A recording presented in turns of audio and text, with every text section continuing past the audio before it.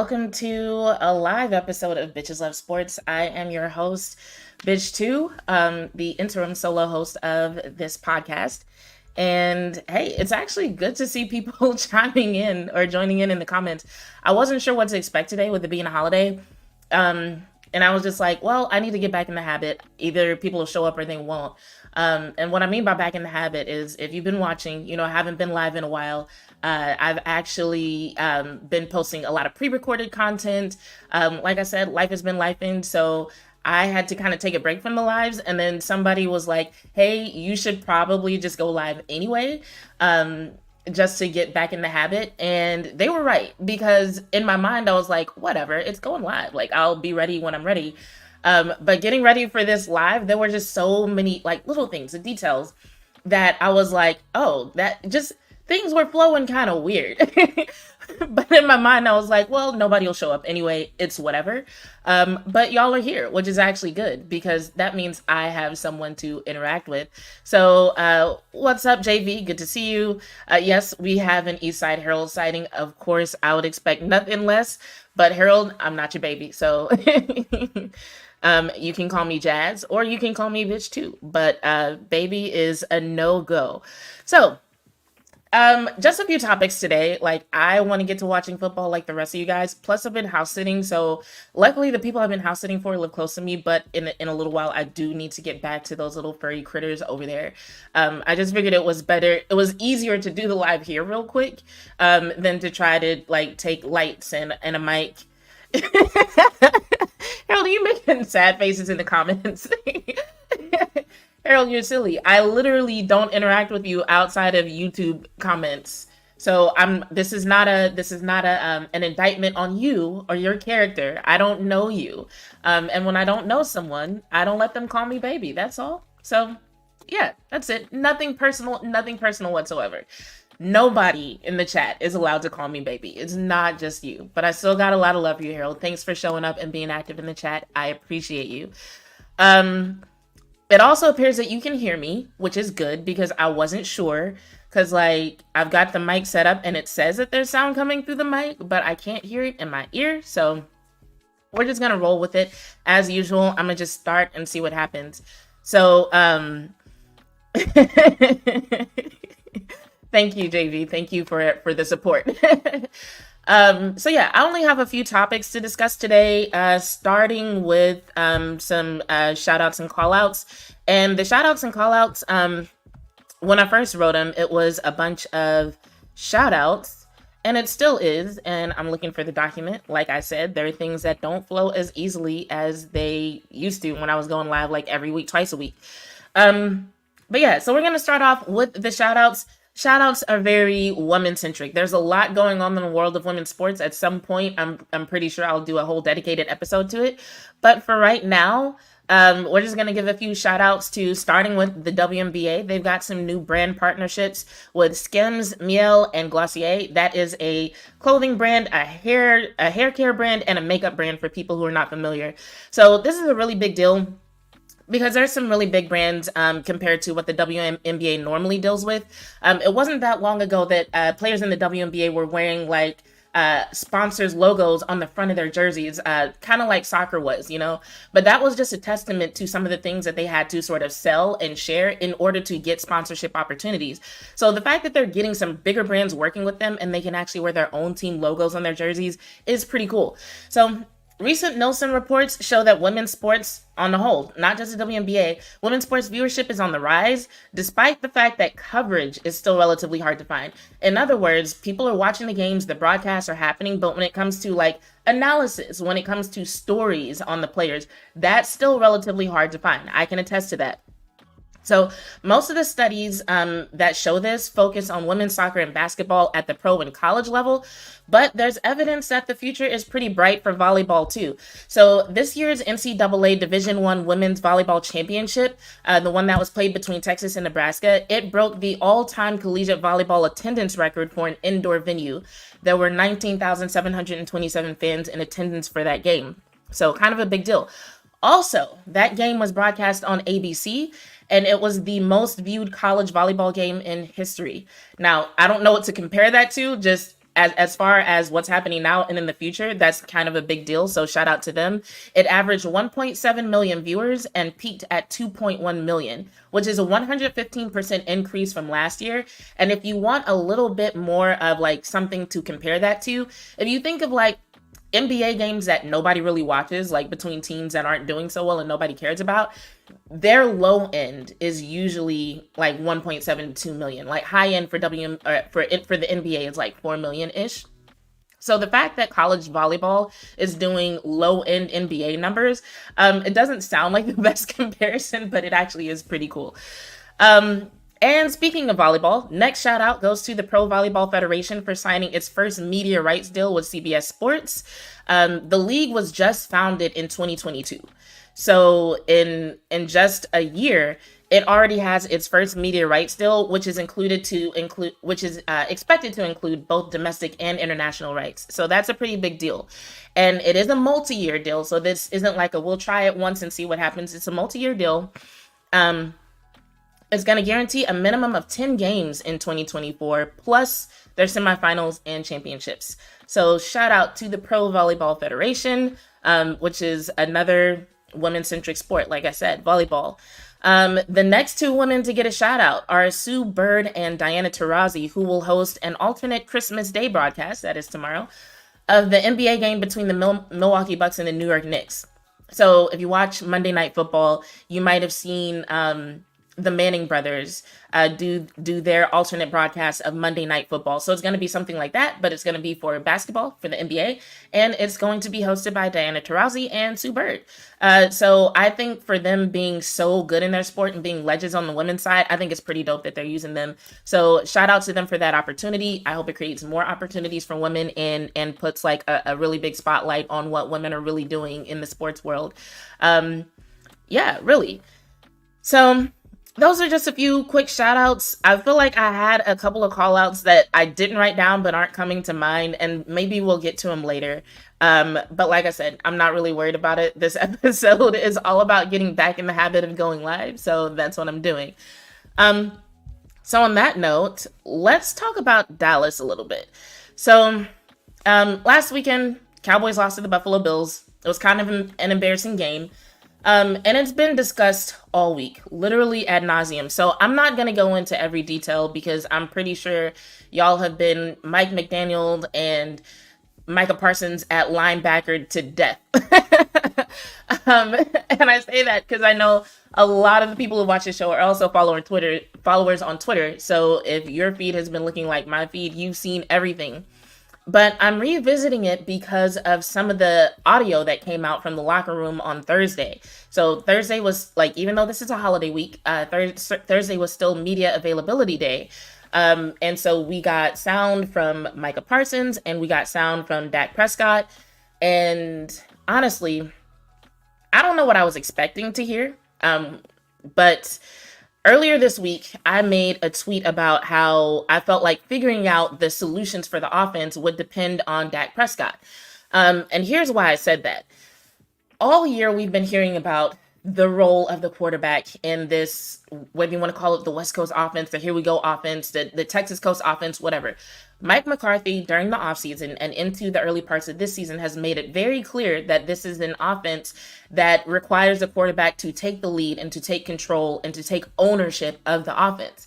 And then whenever we started seeing them struggle a little bit, even before the losses started happening, because if you remember, they were winning at first, but people were saying that the offense kind of looked a little bit lackluster, that they wanted to see a little bit more explosiveness, more speed. People were just kind of like, hey, yeah, y'all are winning, but we're not impressed, right? And Mike McCarthy, especially after the losses, in response to all the concerns that were expressed, one of the things that he said was that they were having some issues with the silent count on the road. And I wish I could find the clip where he said that, because I remember him saying that. And honestly, it might not have been Mike McCarthy. It might have been Schottenheimer. But the reason why it stood out to me was because I remember hearing that and being like, well, if that's what it is, all they have to do is figure out a better system of communication on the road, and we should be able to resolve these issues.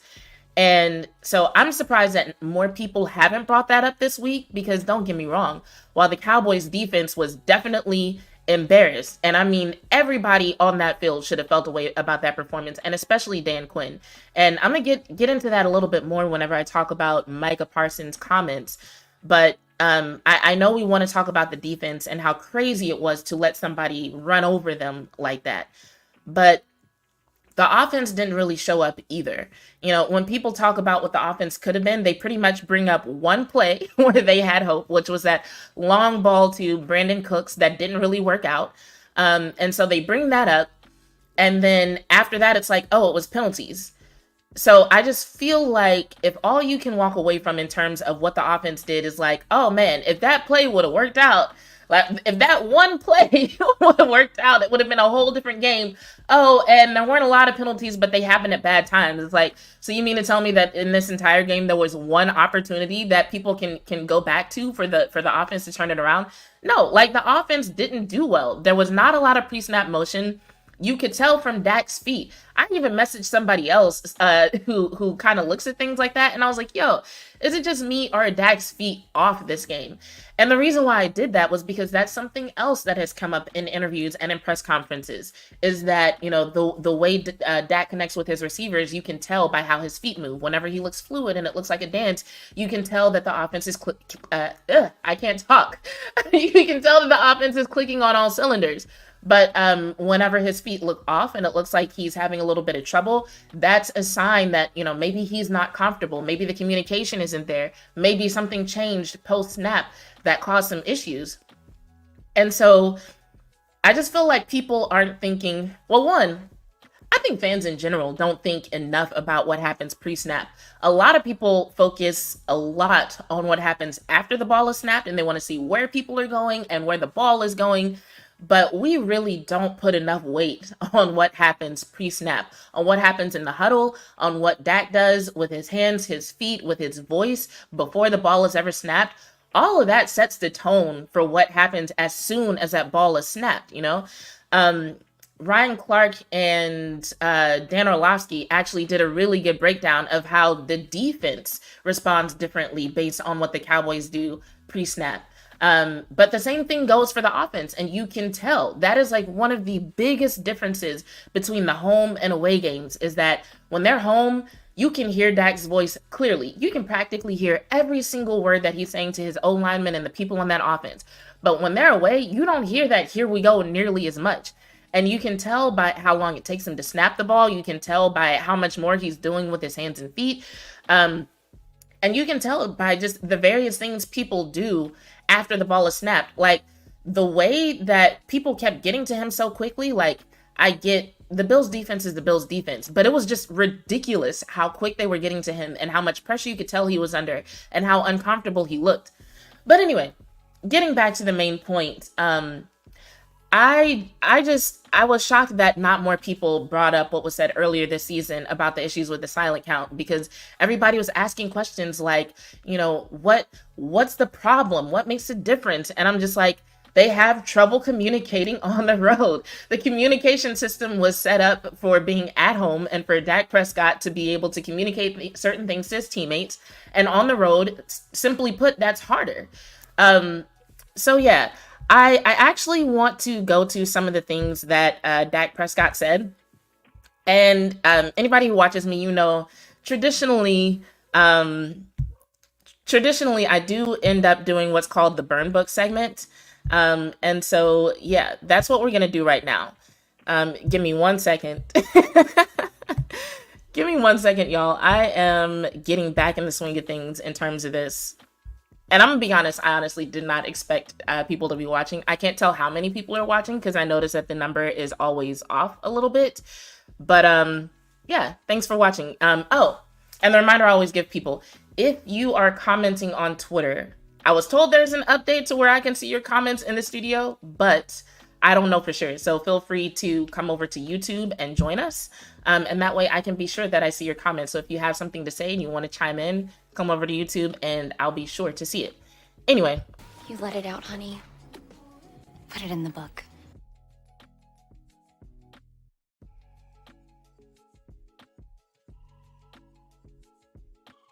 Alrighty.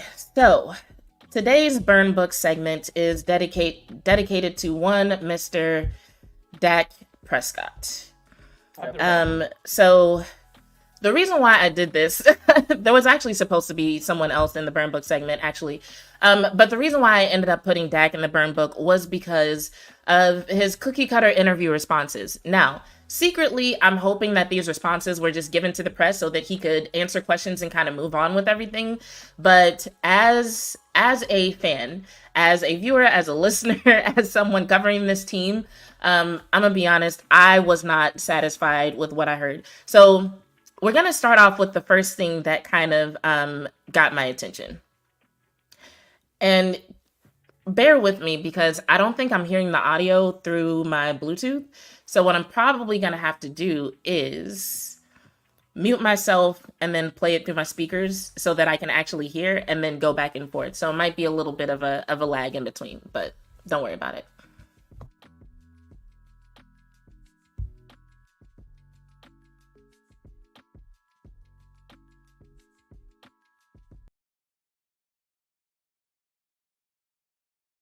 Solving process been maybe a different challenge or experience this week than any other week this season? Maybe, I mean, just it was talked about more so than any other week. Obviously, there was talk after, the game out west early in the season, so something similar. Some of those conversations just about really questions, maybe what somebody thinks needs to be done, what could we do better. Okay, so when he mentioned the game out west, I was like, okay, he's talking about the 49ers game. And so basically the reporter was like, hey, what's the problem solving process been like? And he was like, yeah, a lot like after the 49ers game, we've had to have some of those similar conversations. And so I was like, this was the Thursday after the Bills game. So I went to his sound from the Thursday after the 49ers game just to see if he had similar responses. And one of the first things I noticed is he's wearing the same thing. So in the picture on the screen that's to my left where it says October 13th, that's from the Thursday after the 49ers game. And where it says December 21st, that's from this past Thursday. So I don't know if he has like an embarrassing loss outfit or what, but it was just interesting to me that not only did he reference that game, but he's like literally wearing the same thing. But when I listened to what he had to say after the 49ers game, and then I listened to what he had to say after this game, I did notice a few similarities. They were in a little bit of a different situation. After the 49ers game, there was a lot of criticism for not using CeeDee Lamb enough, right? That was when everybody was like, we're not using our weapons. What's going on? We need to go deeper into the playbook. And people were kind of like, yeah, CeeDee Lamb needs to do something, get him the ball more, so on and so forth. So the situation was a little bit different, but there were a couple of things that he touched on that were actually the same. So I want you to listen to how he talks about the confidence that he has in the offense. And I also want you to listen to what he says about physicality. It's kind of subtle, but had he not mentioned specifically, oh, that game out west, I don't think I ever would have even paid attention to it. So I'm going to play the sound from after the 49ers game first. How do you feel about the offense in general, what you're out there with, and what you're capable of? I'm confident as hell. Feel great. You like what you're doing? I mean, obviously, I don't like what we did Sunday by any means, but as I said, that was us not converting on third downs, allowing us to extend drives and three and out, turnover.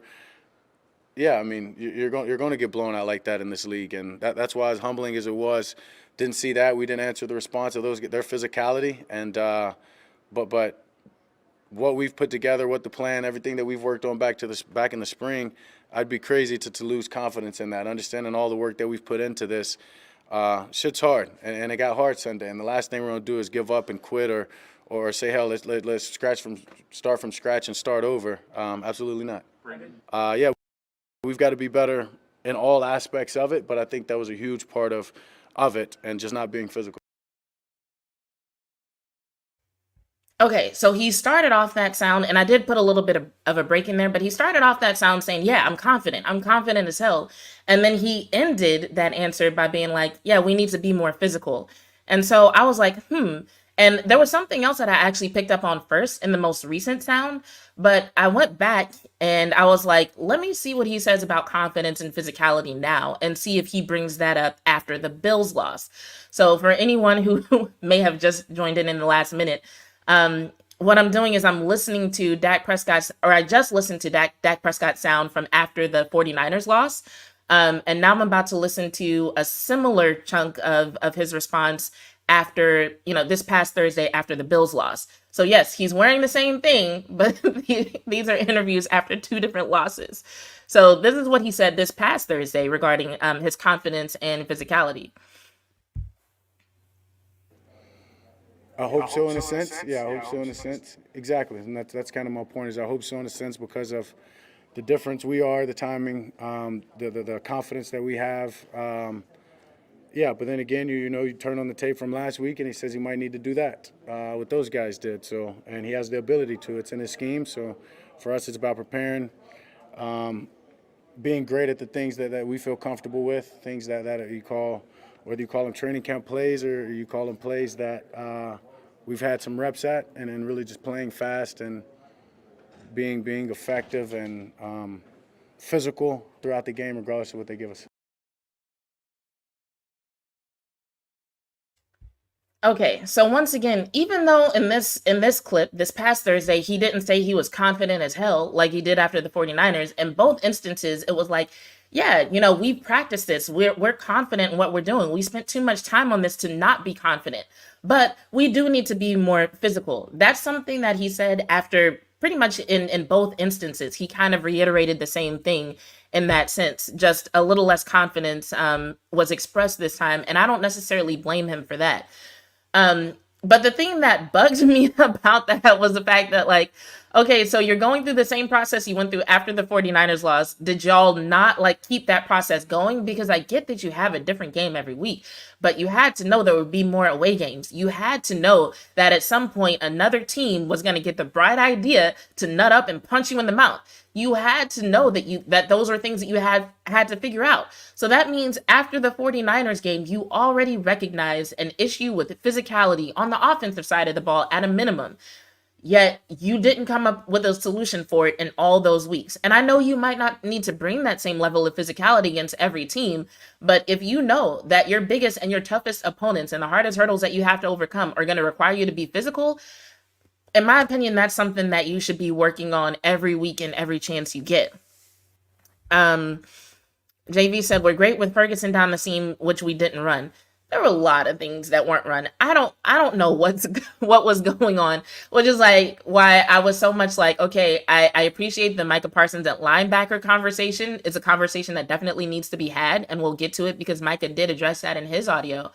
But at the same time, I'm just like, and I hate to say this because I love this team, but I'm like, I just feel like our offense isn't getting enough criticism right now for so many things that weren't done and for so many ways that they seem to fall short. And the fact that the ways in which they fell short were things that we've seen before and things that should be fixable. It's not like our guys don't have the skills and don't have the talent. We're talking about things like communication and communication patterns and bringing and being more physical.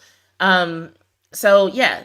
But anyway, this next part of the burn book segment is where we actually get into the part of Dak's sound that actually did bug me a little bit more so than him kind of repeating some of the same things from after the 49ers loss. And what it was the times that he brought up emotional maturity. And here's why that bugged me a little bit. Not that I'm not a fan of emotional maturity. I think that it's definitely a very necessary part of the game. So many people who play professional football say that a big part of it is mental, right? I think the thing for me though was the fact that we saw so many concrete things that were issues, like JV, what you just said about not using Ferguson the way that we could have, when we can clearly observe the fact that communication is off, when we can clearly observe the fact that it's taking more time for you to snap the ball, when we can clearly observe the fact that your feet aren't right, Dak Prescott. The only thing that you really seem to harp on is emotional maturity, as though being more emotionally mature is going to solve all those concrete issues. So he brought up emotional maturity like 3 times during the sound on Thursday. And so these were the times where he brought it up.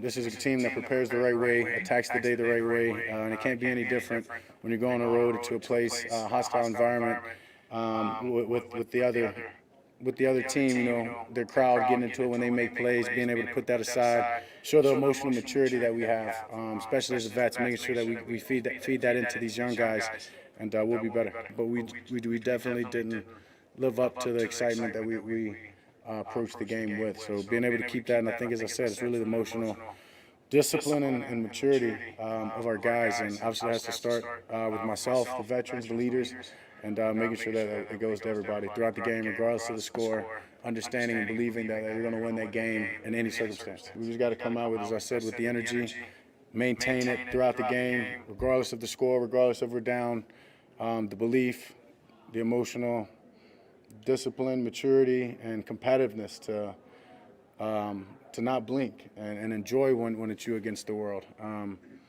So, no. I know you guys said Dallas Fan Addict, thanks for letting me know. Oh, I can see comments from Twitter. Awesome. Thanks for letting me know there was an echo. Basically, I can't hear in my earbud. Technical difficulties, and so I'm having to play through my laptop. And so if I don't mute the mic before I do that, which I forgot to, there's an echo. So JV, Fan Addict, if it was so bad that you didn't hear what he said, let me know and I'll replay it. Otherwise, I'm gonna just keep going.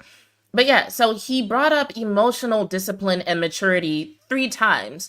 And those were in response to when he was questioned about, hey, what are you going to do different? Or have you figured out solutions to have your offense operate differently on the road, operate better on the road? And so I was just kind of bugged by the fact that he's like, oh yeah, emotional discipline and maturity. If the veterans can just get these younger guys to, operate with more emotional discipline and maturity, that'll fix everything. And I'm just like, I don't know. And even if that is the case, I would need an example to really buy into that. It was cool. Just wanted to let you know. Thank you so much for that. I appreciate it.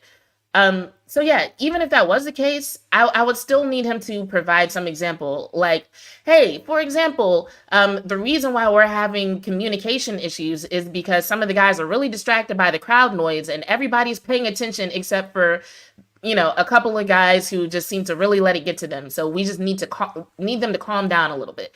Just something like that. So that's why I said, hopefully he has some real solutions. And the answers that he gave were just, media answers, canned answers to kind of answer the question and not be rude, but not give everything away. Because honestly, what I really need to see from this offense today is I need to see that communication be better. I need to see Dak's feet look better. If nothing else, I need the offense to look cohesive. It's one thing to look like you're not explosive. It's one thing to be like, okay, you're not using your weapons the way that you could. But we've actually seen this offense do really well, even when those things were the case. What we haven't seen is this offense do well when things are not cohesive. And that's been the issue on the road, is that they just can't seem to get it going. They just can't seem to get in a rhythm. And so that's where the difference needs to come from. And so the last thing that was kind of discouraging in terms of that was this last bit of sound that I'm about to play from Dak, where he was asked point blank, hey, did you figure out what the issue is on the road? Now, keep in mind, we just talked about the fact that he said almost the same thing after the 49ers game that he said after the Bills game, in terms of having confidence despite realizing the need for more physicality, right? And then we just listen to him talk about, oh, emotional discipline and maturity, yada, yada, yada. But then when he's asked point blank, like, hey, did you figure out something concrete? He's like, well, listen to what he says. you talked earlier about problem solvers, but have you figured out why the performance has been so different on the road than at home? Have y'all come up with any concrete reasons? No, we haven't.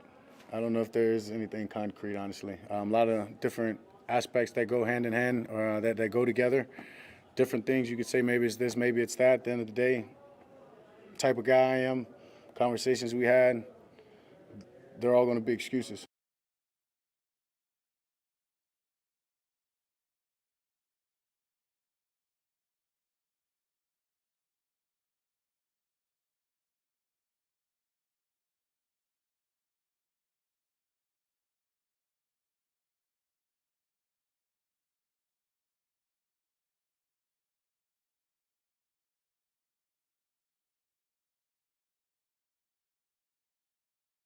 Okay, I was still muted. I thought I unmuted myself. I'm so glad I'm doing this live today. Y'all are the best. Okay. Anyway, like I was saying, so he's asked point blank, did you figure out anything concrete? And he says no. So it wasn't even like, oh, well, we figured some things out, but he declined to share. It was just no. And so that was disappointing. And then he goes on to say, me and the type of guy I am, anything like that would just be excuses. And I have a problem with that because no, those aren't excuses. Those are things that are not going well that you can find solutions for. If there's something about the way that you normally communicate with your O-line or anybody else pre-snap that just does not seem to work, you are in a position to figure out something that does work. And it really does seem like something like that would make a super huge difference in this situation. And that's what I was saying in that tweet when I said that it might come down to Dak Prescott figuring it out. I was saying that because Dak Prescott is in that huddle. He's the one on the line of scrimmage, who's observing what's going on, who can see what's happening, who can feel if somebody is lagging or if somebody seems to lack confidence or if somebody isn't, executing their assignment well, whatever. So Mike McCarthy can see certain things and he may be able to look at film and glean certain things, but at the end of the day, he's not the one who's in there doing it. And like we said, Mike McCarthy wants this offense to be one where the quarterback takes ownership. So at the end of the day, it's probably going to come down to Dak Prescott and what he's seeing, what he's feeling, what he's observing, and he's going to have to bring things back to the table and be like, hey, here's where the breakdown in communication is happening pre-snap, post-snap, in the huddle, wherever, so that even if he doesn't come up with the solution, he's going to have to be the one to be honest about what the problems are so that they can move forward with solving them. Dallas Fan Addict says, can't solve a problem if you don't know what the problem is. 100%. I agree with that 100%. And that's in every aspect of life. And so another reason why this concerns me is because going into this season, I felt like the Dallas Cowboys could be a real Super Bowl contender. And I felt that stronger this season than I did last season.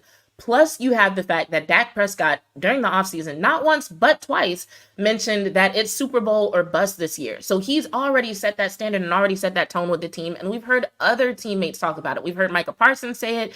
We've heard Mike McCarthy talk about this being a 20 or 21 game season, which in order for it to be a 20 or 21 game season, at minimum, they've got to make it to the NFC Championship, But we're at the point in the season where I see them literally repeating the same things from last year. And what I mean by repeating is that last year, it was week 15 when the Dallas Cowboys ended up going 10-4. It was around the same time that they lost Jonathan Hankins and everybody had questions about the run defense. And everybody was questioning the intensity and the physicality of the offense. Literally, you can go and Google, set the time range and look up the articles. That's what people were talking about. So literally, Cowboys 10-4, lost Hankins, run defense is trash, and the team's not physical enough. You can literally practically copy and paste a lot of those headlines to 2023. So although we started off feeling a lot more confident in the Dallas Cowboys and what they're going to do, the fact that they're like copying and pasting the latter part of the season just really doesn't bode well, because it kind of makes me think that moving forward from here, unless something changes significantly, we're going to see a replay of last year. And by changing significantly, I mean we're going to need to see the team do something different. And if your quarterback isn't even being honest about the fact that there are concrete issues that can be dealt with, then how are we ever going to expect to see those same changes, So I don't want people to take this as, some sort of sign that I'm like ragging on the team or anything like that. I love this team like I always have. However, I just need to see them do something different and approach these problems with a little bit of a different outlook if we ever expect to solve them. And if these problems don't get solved, the Cowboys are going to continue to struggle. And even if they do, win the first game of the postseason, I don't think we can expect them to go very far if they're not taking these issues seriously. I also just realized there might have been music playing in the beginning of this episode, and I'm kind of excited to see what that sounded like because that was 100% an accident. Good times. Anyway, on that note, I'm going to get into a little bit of this sound from Micah Parsons. just so we can talk a little bit about what he said about the whole linebacker conversation and talk about why I had a few issues with that as well. And I didn't chop this up, so we're basically going to start from the beginning. But what he says soon after the video starts. Talk about the focus of the defense, certainly the run defense after last week's game. We just came in with the mission to get better. Last week is last week. It is what it is. We got to focus on this week because they're a whole different type of dynamic of team. So many people have talked about why don't they use Michael Moore off the ball linebacker rather than rush in. What are your thoughts on that? Yeah, people have to understand, right? If you actually watching the game, and I kind of just said something about it, because I This is the section I was talking about, by the way. keep saying it. When I'm off the ball or when I'm out the game, teams are passing more.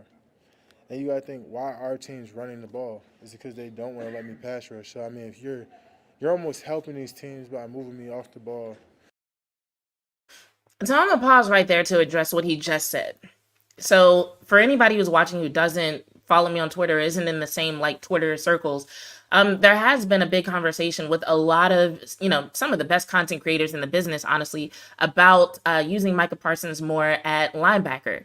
And it got to the point where, I don't know who listened to who. So, but I know the conversation would not have started had it not been for the contributions to the conversation of people like Okoye, J Tuck, Law Nation, so on and so forth. So I'm not going to sit here and pretend like I know for a fact Dan Orlovsky, looked at their tweets, but I am going to say it started a bigger conversation that ended up getting as far as those people's ears. So kind of a big deal in my opinion.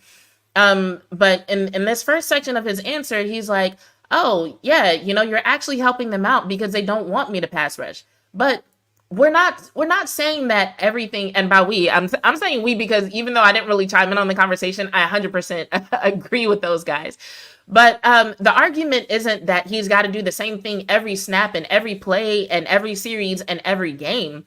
When people were saying that, people were really talking, I don't want to say specifically because they are talking about other situations, but the conversation was really ignited by some of the things that they saw during the Bills game and what they felt could have been different during that game. Some things that they thought the game could have gone differently.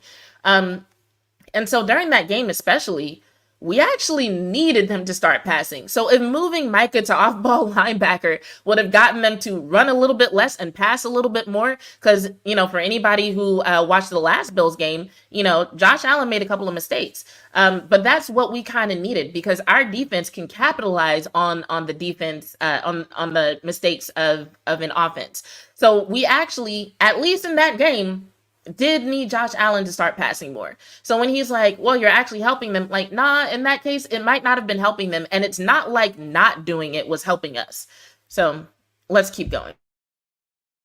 Which I'm not saying is a bad thing because I do a lot of good things off the ball, especially in the run game, first down, second down, blitzing. Now I'm pausing it right there because right there he's actually acknowledging the point that a lot of those guys were making. He's like, I do good things off the ball, especially on first down, second down. And if you actually look at what a lot of guys are saying, not just kind of taking oh, these people want Micah to be a linebacker. If you actually read the tweets and look at the analysis of people like Okoye especially, and I'm referencing him especially because he and I had a personal conversation about it. And during one of his lives, I was actually on the live with him, watching the analysis in real time. The rundowns, the first and second down is really what they're talking about, especially I hope I'm remembering correctly, but I feel like Okoye literally said verbatim, this is something that should be happening on the rundowns. He specifically referenced those downs. So for Micah to be yeah, I do good things off the ball, especially first and second down. Yeah, you're agreeing with Okoye.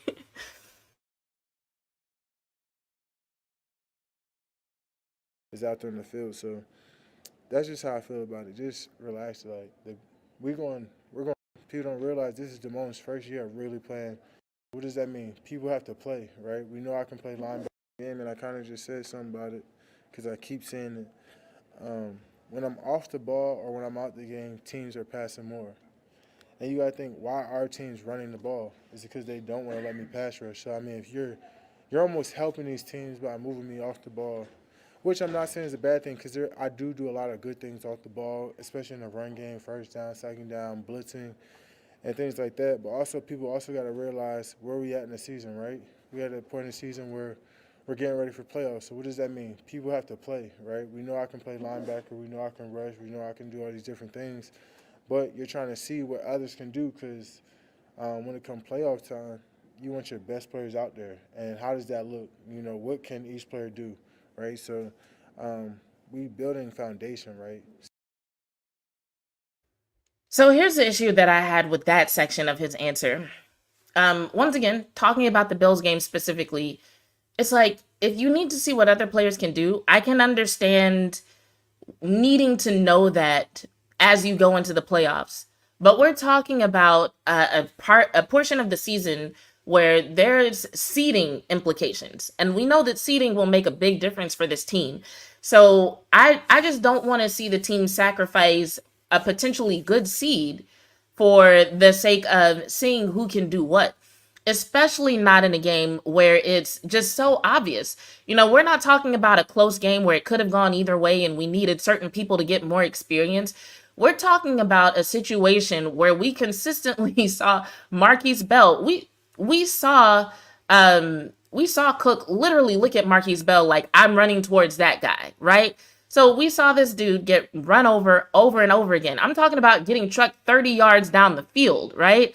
And so this isn't like a situation where it's like, okay, it's close and we need to see what other people can do. We're talking about seeding implications are on the line. We're talking about the fact that it's obvious that certain people are not doing well in their roles, painfully obvious. So on first and second down, can we please at least try something? There's no evidence, like nobody has a crystal ball. We don't know for sure that it would have resulted in a W. I think what a lot of people at least at minimum wanted to see was Dan Quinn and the defense at least try to do something. At least try to not put Marquise Bell in a situation where, I mean, he was at it was like a 150-pound disadvantage. So Marquise Bell is 205 pounds and he's at a 150-pound disadvantage based on what he was dealing with. So that's almost like putting him on the field and him getting jumped by two of him is what we were putting this man through. And I think a lot of people are just like, why don't we just at least try this and see if it works? Because the same way that we need to see what Damone Clark can do and what other players can do, we also need to see, hey, is making this adjustment something that can work against offenses that operate like this? If we're in a situation where Hankins is out, is putting Micah Parsons in this position something that we can do to manipulate the offense or deal with the offense so that if we have another team that comes up with a bright idea to be really physical with us and to run the ball down our throats, is this something that could work? And that's something that we also need to see in addition to seeing what some of these younger players are capable of. So I get what he's saying. I just feel like considering the situation that they were in, it's not an adequate answer.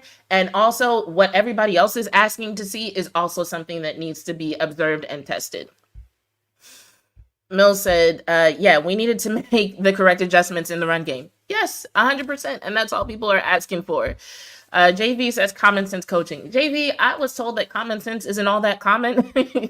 But what I will say is from someone who's been heralded as a genius, the way that Dan Quinn has been heralded, like, yeah, I expect better. But, quick note on Dan Quinn, what I'll say about that is, a lot of the things that got him a lot of the praise that he got was, the player flex stuff that he does, which him having the foresight to do that is awesome. But, at the end of the day, what that has put the team in the position of dealing with is like a lot of safeties, or not a lot, it's not a lot, but safeties being converted to linebacker, which works in a lot of the games, but there are some situations where it won't work. And when you have offensive coordinators who are willing to really test that theory and be like, okay, how well is this really going to work? How can they really handle physicality? How can they really handle the run game? It's just proven to not work. And Dan Quinn just hasn't seemed to be able to adjust that well in those situations. And I'm not saying that he can't. We just haven't seen it yet. So this isn't me saying that Dan Quinn's not actually a genius. It's more so me saying that, like, hey, the stuff that worked in all these other situations, I need you to have just as much foresight and understanding the situations where it won't work, and make adjustments.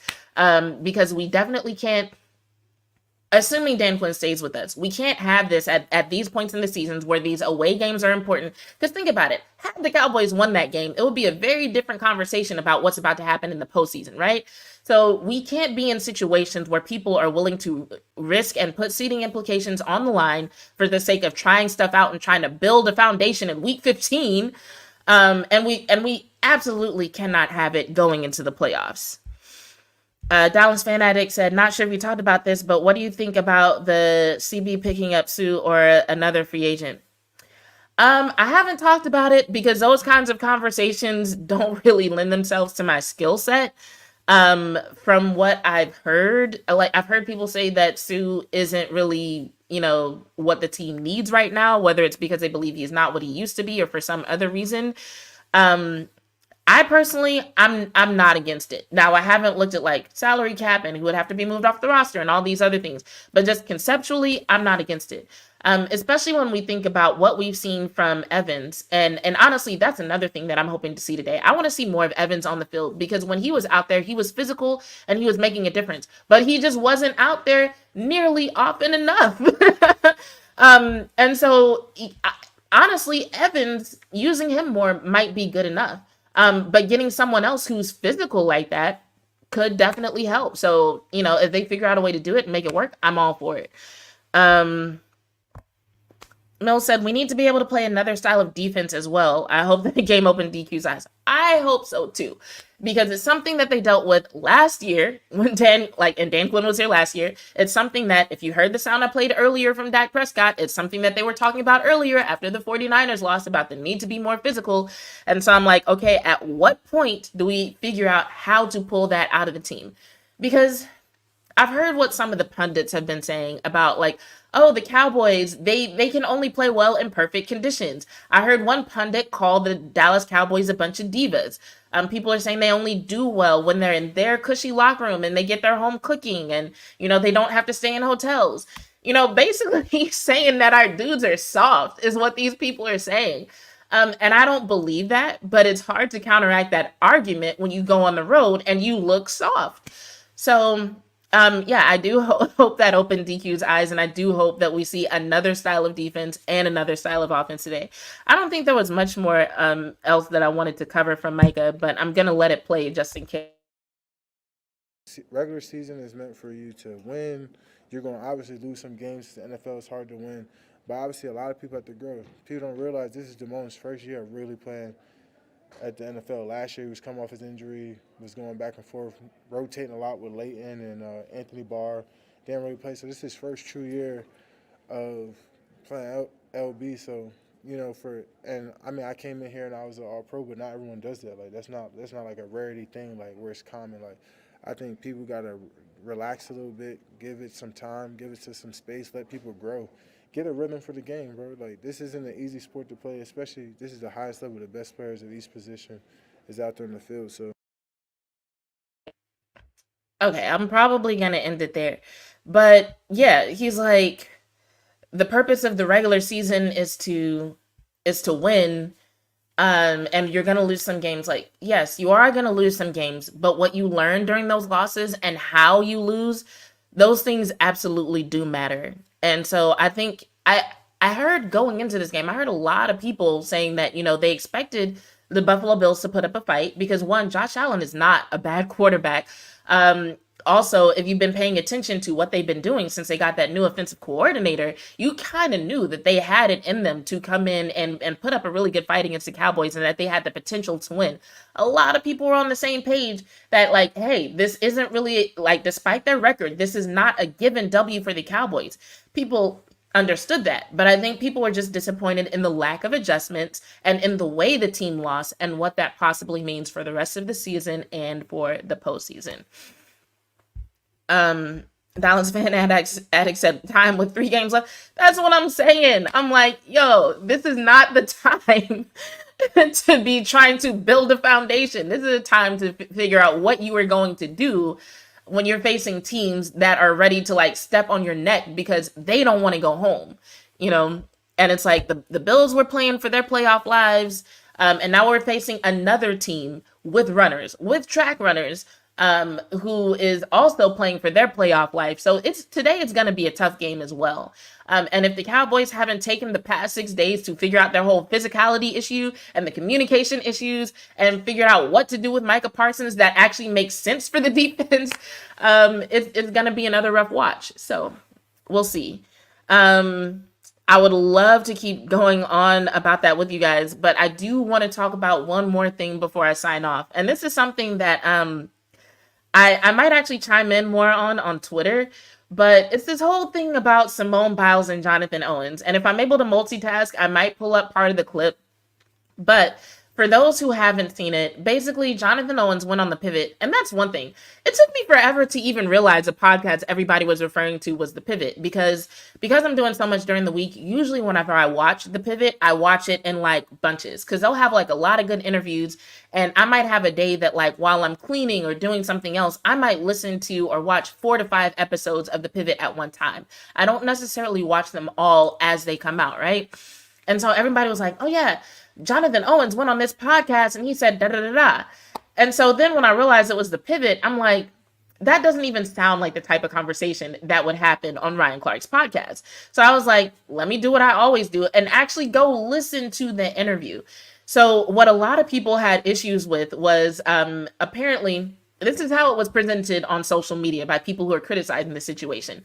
Jonathan Owens said 2 things that pissed off a lot of people. And by a lot of people, I mean, unfortunately, women. Please don't hate me, but I do not like the way women have handled this conversation. But as I explain, you'll see why. So one of the things he said was that he did not know who Simone Biles was. Okay, another thing that he said was that he felt like men are the catch. And actually, I really do want to pull this up. So I'm going to try to multitask while we're doing this and explain my perspective on it. So the thing about it, and I'm going to mute this just in case something starts playing. The thing about it is this. We're talking about, so they started dating in 2020. So when we're talking about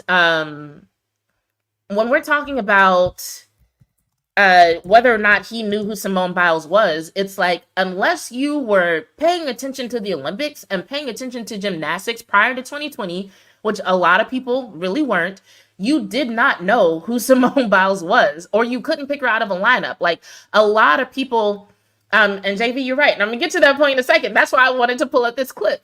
But a lot of people didn't know who Simone Biles was. So him being a young guy who, if you listen to the interview at the time, was more focused on figuring out his football career than anything, I'm actually not that surprised that he didn't know who Simone Biles was.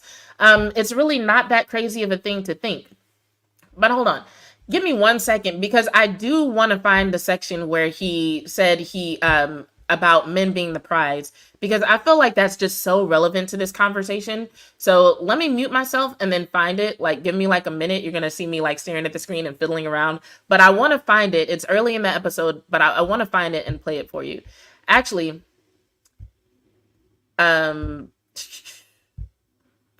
what I can do is I can see if they have a transcript, and I might be able to search it. So fun fact, if you go to YouTube, show transcript and control F for a word, it's like a really quick way to figure out a section of the video if you're watching something that doesn't have timestamps. I try to include timestamps, but not everybody does. Okay, here we go. I think I found it.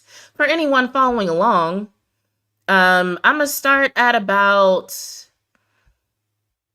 10 and a half minutes, because that's when he starts talking about not knowing who she was. And he goes straight from there into talking about him being the catch. And it was definitely egged on by Ryan Clark. So if you haven't seen this, I really just need you to actually see this. All right, share screen. We're going to share this video. I'm going to mute myself.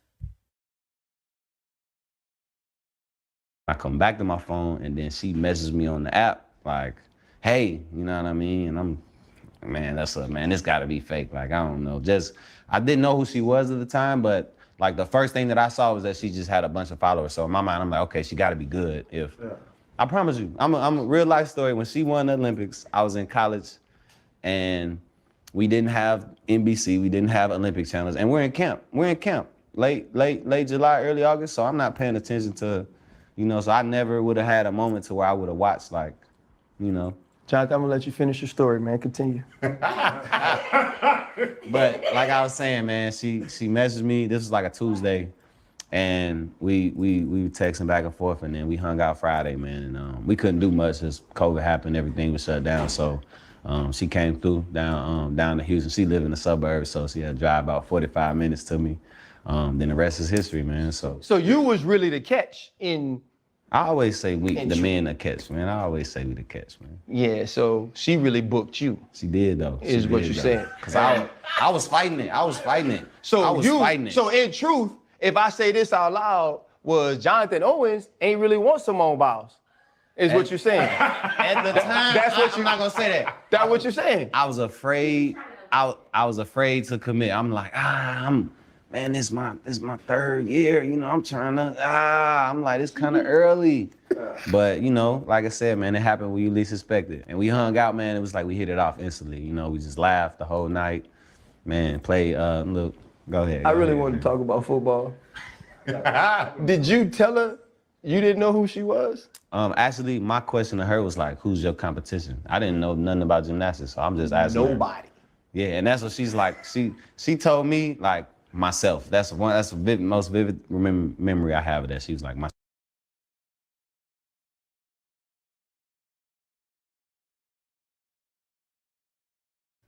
All right. So, yeah, so if you watch that, you see they're all kind of joking. Like, Ryan Clark started it, and he started it as a joke. And the fact that Jonathan Owens said, like, yeah, I always say men are the catch. I can't really be mad at him for saying that. Because, like, let's be real. We're talking about a young black dude, professional athlete, in an age where all you hear about is just how terrible the dating pool is and how awful these dudes are. And this is a young, very attractive dude with a good job, lots of money, promising career, who actually wants to be in a relationship. Yeah, he's a catch. And there's nothing wrong with him saying that. It's not like he said women aren't catches. It's not like he said, like something demeaning about women. Like, what is wrong? What is wrong with a man valuing themselves and having so high self-esteem? Like, have we really reached that point where we can't even stand to see men feel good about themselves? Like, that in and of itself is wrong. But either way, yeah, JV, that's what I'm saying. Top 5%. So yes, he's a fucking catch. The app that they met on, as a matter of fact, is an app that has certain like parameters where, quote unquote, regular people can't even get on the app. So just by him being a man who's allowed on the app, he already understands I'm a catch. And I meant to look up the requirements because somebody told me that on there, the requirements for men are different than the requirements for women. Like, it's easier for women to get on than it is for men. So the fact that he was like, if that's true, the fact that he was able to get on the app already lets him know, like, yo, I passed all these parameters. I am for sure a catch. So, and I want to go back to this comment that Mills made about him not showing up for her championship. I'm not sure what you mean by that, because that didn't come up anywhere in the interview. He didn't know her during the 2016 Olympics. And then the 2020 Olympics, which actually took place in 2021, because of COVID protocols, nobody was allowed in the athletes village except for the athletes. That was actually a really big deal. I remember covering it on this podcast. The way that a lot of the athletes, including Simone Biles, were struggling with mental health. A lot of it seemed to have to do with the fact that they had no way of socializing, of getting out and doing anything. It was pretty much go do whatever you had to do for the day, whether it was a competition, practice, or press, and then go back to your quarters. Like, they weren't allowed to like really enjoy the experience of being Olympic athletes. And there were multiple athletes during that Olympics who seemed to struggle mentally because of that. So yeah, I don't know what he didn't show up for. And as a matter of fact, and if I can find this part, I'll play it too. But the biggest reason why I had an issue with people harping on that is, one, his words were misrepresented. it's not like he tried to demean Simone Biles or make it sound like she wasn't shit or whatever. It was really just more so of a joke about how much of their coming together was happenstance and just how things worked out, and how, you know, he almost didn't end up in Houston at all, but like he ended up there, and it just so happened she lived in the suburbs around Houston. So things kind of played out perfectly in a way. They also laughed and talked a lot about the fact that, you know, it seemed like he matched on her first, or like swiped first, because whenever she swiped on him, it was an instant match, which meant he already liked her. But they also talked about the fact that she messaged him first, and you know what that meant in their relationship. And you know, she's off camera, it's not her interview, so she wasn't mic'd up, but you hear her say like, oh, I know what I want and I'm gonna go get it. To me, that was something positive that I felt like people could take away from the conversation, because here we're hearing this woman who is established as one of the goats in her sport, just won so many medals and so many competitions, it's ridiculous. And she's like, yeah, even with everything that I've earned, everything that I've accomplished, I'll still take it upon myself to approach a man if it's somebody that I want. Because that, unfortunately, is something that comes up a lot in social media. Like, should women be approaching men? Who gives a fuck? Like, honestly, like, I don't care. There's some situations where I don't approach men, like, especially like in the age group I'm in right now. So many men are like married or in serious relationships. A lot of times I won't be very forward just to not accidentally disrespect somebody. But at the end of the day, once the interest is established, it's like, if it's established, like, okay, these two people think that they're cute, they're attracted to one another, there's interest. If the woman decides to make the move first, I'm like, I have no issues with that. Go for it, by all means. Um, but something else that happened in this interview was towards the end of it, he starts talking about how she has actually helped him in his career. They talk about how he supported her when she was going through what she was going through after the 2020 Olympics, and just some of the things that she was dealing with in terms of her own mental health and the fact that she needed to take a break, and her even struggling with the fact that she needed to take a break. There was just so much of this interview when it came to their relationship that talked about how they supported each other, how they made each other better, how just who they are as individuals, how it created like a strong bond between them, and so many things that they had to learn about each other and deal with as a couple, and how they're getting through that. And I watched this interview, and y'all just saw the clip. It's like a few seconds. It's like a blip on the radar compared to an hour-long interview. And I'm like, out of all the good and positive and just happy things out of this interview that you could harp on and be like, hey, ladies, don't be afraid to approach a dude that you're into. Or like, hey, you know, I want to be in a relationship where my partner supports me in this way. Or I want to be in a place where I can support my partner this way. Because he actually spent a long time talking about his own mental health, and about how her being honest about her mental health and her seeing a therapist, seeing a sports psychologist, so on and so forth, gave him the courage to do so, and how he's better for it. And so I feel like you could even walk away from watching this video thinking to yourself, like, hey, if I improve myself mentally, emotionally, if I become more emotionally intelligent and emotionally aware, if I'm willing to, you know, go to therapy and work on myself, that could actually not only benefit me, it could benefit my partner. Like, I feel like that's something really good and really positive that you could walk away from this interview talking about. But instead, people want to make a big deal about this dude thinking that he's a catch. And whether or not he did know who Simone Biles was, honestly, who gives a fuck? Me, especially in my college years, I dated a lot of athletes. I know how clueless they can be sometimes. And so the idea that he didn't know who she was, honestly, it doesn't surprise me. It doesn't rub me the wrong way. Does it feel kind of unbelievable? Because it's like, yo, that's fucking Simone Biles. Yeah. And honestly, he even said that he went to her Instagram, I think it was like right after they matched. So even if it didn't jog his memory right then, he did know by his own admission very soon after that she was a big fucking deal. So it's not like they matched and were messaging and they went as far as their first date with him not knowing who she was. He didn't know when he swiped on her who she was. And then he found out soon after. So big fucking deal. He's happy. She's happy. Why can't we all just be happy for them? Like, why does this have to be a thing?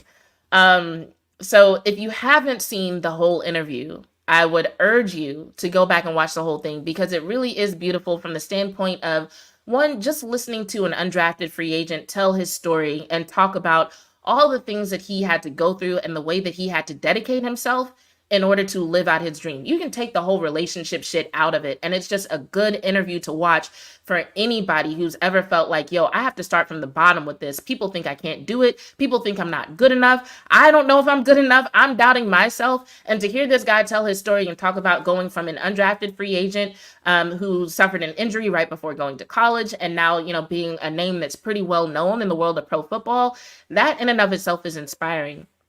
And then just hearing what he did share about their relationship, and the moment that she was on camera and their back and forth and the way that they looked at each other and their inside jokes and the way that they talked about how they met. There's so much more good than bad. And honestly, I don't even really think there's any bad, but there's so much good that can be taken from this interview. So if you haven't seen it, watch it. If you've been talking about it and you haven't seen it, you need to watch it and then go issue an apology to your followers. It's really a good interview. Dude didn't say anything wrong. And honestly, I think we are taking the absolute wrong things from that podcast episode. So on that note, it's been a little bit over an hour. I got to go check on these pups. I got to eat and do some other stuff before I watch the game. So there's so many more things that I would love to talk about, but I'm gonna cut it off right here. One thing that I will say though, is that starting next week, I'm not a big New Year's resolution person. So that's why, even though a lot of people are still on vacation, I'm like, I don't want to wait till after January 1st. Because I don't want to associate my success or my results with like that part of the year. So I'm gonna try to get back on a schedule this coming week. The past couple of months have been a doozy. And honestly, the stuff that I've been dealing with, any one thing by itself probably would have like sucked, but I'd have been like, man, this sucks, and just got through it. It was everything happening at once. That was a lot for me. And so I'm saying this here on the podcast, one, to encourage people who might be in a situation where they feel like, how the fuck am I ever going to get out of this? What am I being like? These are some of the thoughts that went through my head. How the fuck am I ever going to get through all this? What God did I piss off to have to deal with this? Is this a sign that maybe my life doesn't have the purpose that I thought it did? I won't say that I was suicidal because I never like actually started planning anything, but I definitely was like, yo, I thought I was meant to make an impact. I thought I'd be able to touch people in a certain way. I thought I'd be able to, do XYZ for women or for underdogs or whatever. And now I'm questioning everything. Maybe I should just stop doing content and stop training and stop playing sports and go get a regular job and just whatever. So yeah, just keep going. That's the thing. Keep going. And it'll feel tougher some days than others. And you'll have some days where you're like, finally, I'm out of it. And literally same day or the next day, you might be like, oh shit, I'm not out of it. My dad, may he rest in peace, used to always say, hey, you're going to have some hard times, but they're temporary. You'll have good times again. And those are temporary too. It's all temporary. So do everything that you can to maximize and enjoy the good. And then when you're going through the bad, just try to remember the good and remember that you'll get back there again. And yes, it might take some work on your part. It might take a lot of work on your part. And it's going to take faith and belief, but just try to keep in mind the people who believe in you. And that's part of why I'm saying this here, because while I haven't met y'all, well, some of you I have, shout out to Mills. It was great meeting you. I've been fortunate enough to meet some followers and some viewers, but most people who interact with me on a daily basis, I haven't met. But as crazy as it might sound, some of those people are people who I actually had in mind on days when I'm like, I might not ever do this shit again. Just thinking about like people who said that they got something out of one of my good morning posts, or that they liked a point that I made on one of my lives, or that they like the way that I do content or whatever. Like those things may feel insignificant, but sometimes it's really good to know that like, yo, there are people out there who believe in you. So on days whenever I don't even believe in myself, I'm like, well, other people believe in me, so I must be doing something right. So yeah, I'm going to try to get back on it. I'm going to try to start writing again too. I haven't even emailed my editor. So Bryson, if you're watching this, I'm going to email you soon. I want to start writing again. But yeah, it's been a crazy journey, and I'm not going to act like it's over, because who knows what might happen tomorrow or next week or next month. but I'm glad that I'm in a place to get back to doing lives again. And I'm excited for covering the rest of the season, and just doing more with this podcast. I'm excited, you guys. So yeah, on that note, this has been another episode of Bitches Love Sports. If y'all have any topic ideas, feel free to DM me or tweet me or whatever. But yeah, this has been another episode of Bitches Love Sports. Thanks for tuning in. I'm Bitch2, and I'm out.